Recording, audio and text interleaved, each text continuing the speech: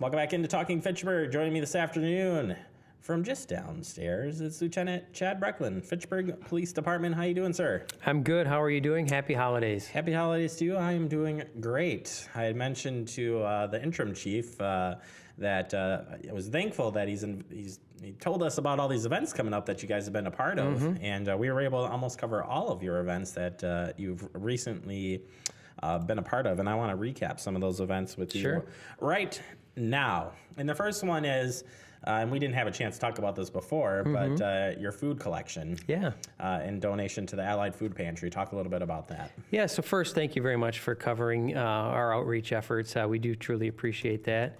And one of the things we've done for, I think, about 14 years now is an annual food drive during the month of November, where we collect, obviously, non-perishable food items in the City Hall, with City Hall departments. We also partner with a few businesses in Fitchburg. And more importantly, we partner with Hy-Vee and Pick and Save and do a Stuff the Squad event, easy for me to say, one Saturday morning in November, and collect non-perishable food items from patrons of those two businesses. We made that delivery the first week of December to the Allied Drive Food Pantry, and we didn't have an exact weight. The folks at the food pantry estimated that there were several thousand pounds of food that we had delivered during the food drive collection, and will obviously benefit a lot of families in need. They had also said that over the Thanksgiving holiday period, the food pantry was very well utilized, and it was really nice for them to receive such a large amount of donations moving into the upcoming holiday season. So, yeah, pretty impressive program. I remember the first time that I came here and seeing you guys do that. So, very successful program at that. And thank you everyone out there who donated food. Yes, to the absolutely. cause. We couldn't do it without them. Yeah. And then we move on to Shop with a Cop, which is put on by is it a nonprofit group that started and then combines Dane County Sheriff and local agencies? Yeah, it is a nonprofit organization, and it's been around for quite some time. I'm not sure exactly how long it has been, but we here in Fitchburg, I think this was the third year or so maybe that we've participated in it. And it's a really great event. Again, the nonprofit organization takes care of a lot of the fundraising activities associated with putting on this event, and then all of the area law enforcement agencies are invited to participate if they would like.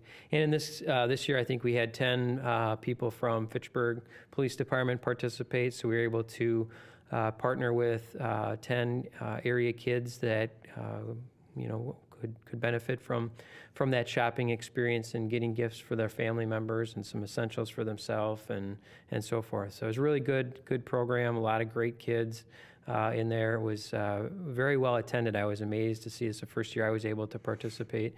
All the different law enforcement agencies that were there, clearly they have it down to quite a process that works pretty well. Yeah, it was interesting. I happened to be out filming this one, and the lineup of officers with the kiddos. I mean, you come in, you get your stuff, you get your list, and you're ready to go. So after you get that picture, it's go time. And it's cool because you come in, you do all the shopping, then you take them over, you wrap all the gifts with them, you have lunch with it, and it's breaking down those barriers. All from the time you pick them up all the way to the time you drop them off, you get to chat with them. Yep, absolutely, and it's an outstanding experience. It really is. And we typically see situations in our line of work that aren't always the most desirable, and we're often called in situations that aren't necessarily people's best day, so to speak. So this is a great opportunity for us to do something different than what we're normally asked to do, and it's very rewarding. And speaking of a little something different, Coffee with a Cop, you guys have done this for a few years now, but this was, I'm not sure if it was the second or third one of the year, doesn't matter either way, up at Target just a little bit ago. Yeah, we had our last event for the year up near the Starbucks in the Target on the west side of Fitchburg here. It was a great time of year to do it, obviously with a lot of holiday shoppers beginning to get out. And let's be honest, Target is well utilized regardless of the time of year for everybody's to-do lists and groceries. So it's a good location for us. We try to move it around to different areas of the city, different businesses, and so forth. And for 2018, we're looking to get it on a quarterly basis, and again, move it through different neighborhoods of the city and different businesses. So we'll advertise that in advance and folks are really encouraged to just stop by, get a cup of coffee on us. We were able to have donuts available. Surprise, I know, cops and donuts at the Target. I wasn't going to say anything. Yeah, that's fine. You can say it. You can say it. And, that gives people just a chance to come in and chat with us over a cup of coffee in a really informal setting. Yeah, it's again another great one where you can just walk up, have a chat. A lot when I was there. Again, another one that I covered. I had to spend a lot of time with you guys recently. Yeah. Just a great time to just come up, talk to you guys. No pressure, no agendas, no nothing. It just there was great questions while I was there, and we answered some of them when we did the story. So good stuff. Yeah, it's a great program. All right. Kind of really changing gears here, but I want to get the information out to folks. We've heard of, again, a lot of thefts going on, and definitely related to car thefts. If you could give us an update from the Fitchburg Police side. Yeah. So we continue to experience a rather significant number of thefts from autos, auto thefts themselves, and occasionally some burglaries are being tied to this in a variety of our residential neighborhoods. A lot of times these are crimes of opportunity. We have had some success in apprehending some juveniles who have been responsible or located in stolen cars or with stolen property. And, we've referred those situations to the criminal justice system through the district attorney's office. However, things are still continuing.